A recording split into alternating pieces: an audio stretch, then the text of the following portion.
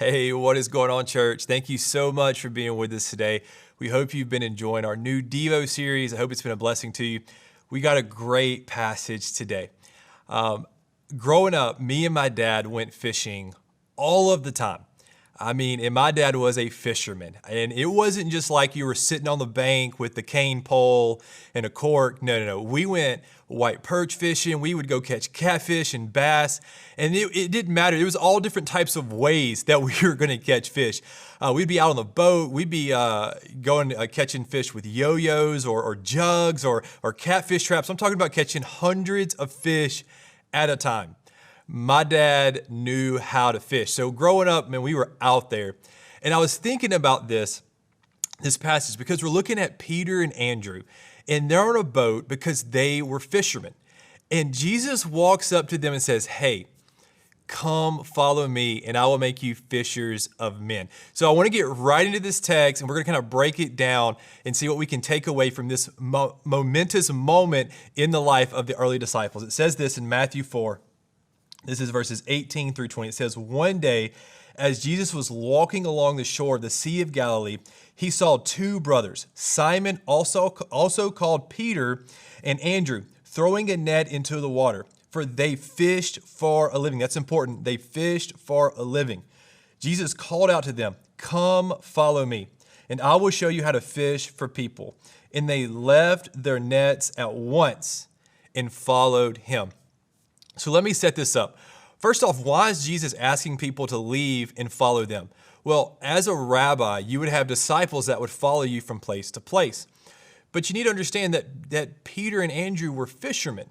Now, back in Jesus' day, you would have a certain trade that would be passed down from generation to generation. And you look at this like Paul's family were tent makers. So they made tents. Jesus' father, Joseph, was a carpenter. And so Jesus probably knew how to be a carpenter.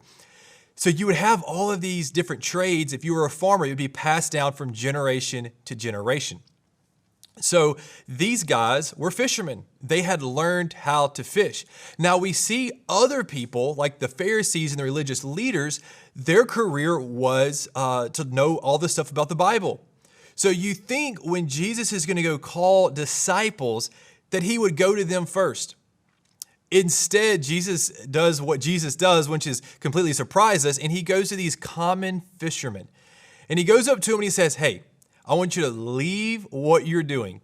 I want you to leave your career." Think about this, the thing that you have been trained to do, the thing that you have the equipment to do, that your family is used to making money off of. And I want you to come follow me. Now for you, you may be like, "Well, Ryan, that's easy to go follow Jesus." But I want you to understand something. This was before Jesus, this is at the beginning of his ministry. This was before he had done all of these miracles. This is before the Gospels were written. This is before they had seen any of the work that Jesus was going to do. This was before the cross. So for them, they had just kind of heard some murmurs about, hey, who this could possibly be. This might be the Messiah. We really don't know that much about him. But regardless of that, the impact that Jesus made on their life calls them to go and follow him. The reality is that when we said yes to Jesus, we also accepted that same calling that Peter and Andrew received. So my question is, what are you doing with the calling that God has placed on your life? And I was thinking about like this. When we become a Christian, everything else becomes second in our lives. You think about your career or what school you went to or your family or who you're married to. All of those things become second to the fact that you are a follower of Jesus. And I want you to picture it like this. Imagine a train, and a train has a bunch of different cars that are all in a row.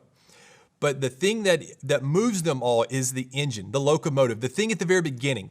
And for us as Christians, when we say yes to Jesus, it means that we put Christ as the engine of our life.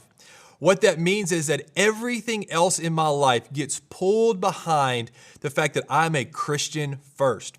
So when it comes to my job and my family, my relationships, my hobbies, all of these other things that are in our lives, it's all attached to the fact that I'm a Christian first. That first I'm a follower of Jesus, and everything else will fall in alignment. So the thing is, and here's what I want to challenge you with. He said, come follow me and I will make you fishers of men. What does that mean? That means that you are going to go tell others about Jesus.